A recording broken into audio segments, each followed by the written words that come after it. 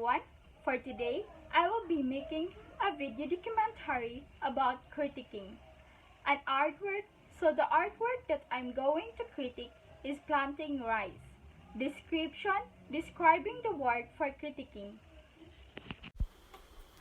Describing the work for critiquing. According to my research, Planting Rice 1922, Fernando Amorsolo is the painter, medium oil on canvas, size 62 times 94 centimeter.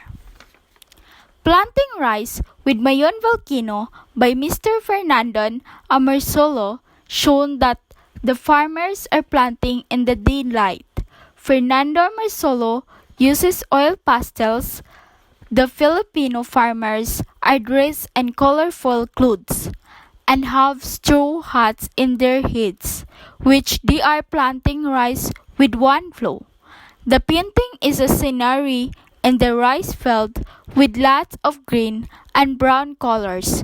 On the canvas, we can see the triangle shape of the Mayon volcano and the circles of the straw hats. This painting has horizontal, vertical, and parallel lines. The texture of the arts is smooth and shiny in the part of the field. Besides, we can observe that it has a natural light saturation, making the painting look real and in detail. The mood of the painting is serious, yet we find the farmers determined in planting rice. Analyze the artwork. The visual weight is light because the colors used were mostly pastel in nature. There are no dark colors used to produce a feeling of calm and peace. The shapes in the artwork give a lot of impacts to make the artwork look realistic. This is an example of visual art, since painting is a part of it, while the lines in this artwork work together to form carabao and human figures in the rice field with the Mayon volcano.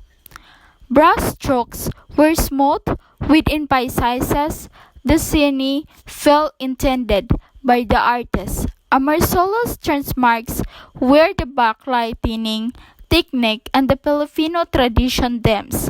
In rice planting, the backlighting technique manifested wherein figures are outlined against uncharacteristic glow and intense light on one part of the canvas. Highlights nervily details. Technical elements make the artwork more realistic, and it helps to give meaning to the image. The artwork shows peaceful scenery, and it shows Filipino culture and tradition. Interpret the artwork. I believe this painting is representational art as it portrays something other than its form. I think this painting captures the traditional Filipino occupation of the term life of men and women on a hot sunny day. It depicts how enduring work together. It portrays a provincial setting in which the farmers wear the traditional clothes for farming in 1950. The painting is expressing satisfaction despite the challenges of planting rice in the Philippines. The fact that technology at the time is not yet improving. The artist wants to feature the Philippines' traditional way of planting rice with the proper attire while in the rice field. The color used to make the art working to show peacefulness. Besides, the materials used are accurate enough for the artist to promote Filipino scenery and identity in the art. We can say that it has no deep meaning. Then, apart from how it was made, there is little to admire. Nonetheless, we can observe that Amorsolo is an artist in promoting the portrayal of Filipino culture on canvas. When I first saw the painting, I felt connection towards the people at the painting. I cherish and appreciate every art, but this painting felt like screaming for happiness and simplicity in life.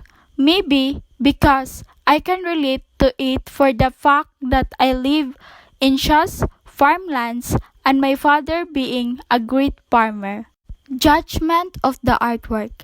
This painting is an artistic art in which we can observe the joy and courage of the farmers while planting rice. By looking in the painting, the delight in the artwork is so realistic, which is peaceful to say. We can also say that the farmer's artwork as one they work as a family, showing the traditional way of planting rice for our hand-working farmers.